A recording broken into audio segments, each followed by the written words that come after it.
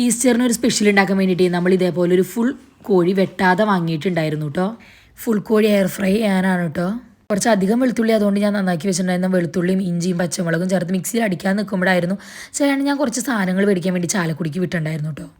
അപ്പോൾ അതൊക്കെ ചേട്ടൻ വാങ്ങി വന്നിട്ടുണ്ട്. എയർ ഫ്രൈ ചെയ്യാനുള്ള സാധനങ്ങളായിരുന്നു. അപ്പോൾ അതിലൊരു തന്തൂരി മസാല കണ്ടു. അതിൻ്റെ ഇൻഗ്രീഡിയൻസ് നോക്കിയപ്പോൾ നമ്മൾ ഈ ചേർത്ത സാധനങ്ങളൊക്കെ ഉണ്ട്. എന്നാലും എൻ്റെ സംതൃപ്തിക്ക് വേണ്ടിയിട്ട് അതൊക്കെ കൂടിയിട്ട് കുറച്ച് ഒലിവ് ഓയിലും കൂടിയും ചേർത്തിട്ട് അതൊന്ന് മിക്സിയിൽ അടിച്ചെടുത്തു കേട്ടോ. പുളിക്ക് വേണ്ടി നമ്മൾ വേറെ ഒന്നും ആഡ് ചെയ്തിട്ടുണ്ടായിരുന്നില്ല. അപ്പോൾ കുറച്ച് ഒരു പകുതി കഷ്ണം നാരങ്ങയുടെ നീരും കൂടി ആഡ് ചെയ്ത് നമ്മൾ നേരത്തെ ഒരു ഉപ്പും മഞ്ഞപ്പൊടിയും തൈരും കൂടി ചേർത്ത് മാഗ്നേറ്റ് ചെയ്ത് ചിക്കൻ ഫ്രീസ് ഒരു 1 hour വെച്ചിട്ടുണ്ടായിരുന്നു. അതിലോട്ട് നമ്മുടെ ഈ മസാലയും കൂടി ചേർത്ത് കുറച്ച് സമയം കൂടിയും വെച്ചു. 200 ഒരു 1 hour നമ്മൾ എയർ ഫ്രൈ ചെയ്തെടുത്തു കേട്ടോ. ഈ ദിവസത്തിന് നമുക്ക് ഈസ്റ്റർ മാത്രമല്ല പ്രത്യേകത ഉണ്ടായിരുന്നത്, നമ്മുടെ അനിയൻ്റെ ബർത്ത്ഡേയും കൂടിയായിരുന്നു കേട്ടോ. പാതിര കുർബാനയൊക്കെ കഴിഞ്ഞ് വന്ന് നമ്മളെല്ലാവരും കൂടെ ഒരു കേക്ക് കട്ട് ചെയ്തു കേട്ടോ.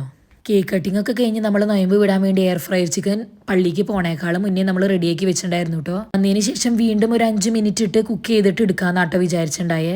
കേക്ക് കട്ട് ചെയ്യണ നേരം കൊണ്ട് നമ്മുടെ ചിക്കൻ അവിടെ ഇരുന്ന് 5 minute റെഡി ആയിട്ടുണ്ട്. എല്ലാവരും കൂടി ഇരുന്ന് നമ്മുടെ എയർ ഫ്രൈഡ് ചിക്കനൊക്കെ കഴിച്ച് സുഖമായിട്ട് കിടന്നുറങ്ങി കിട്ടുക.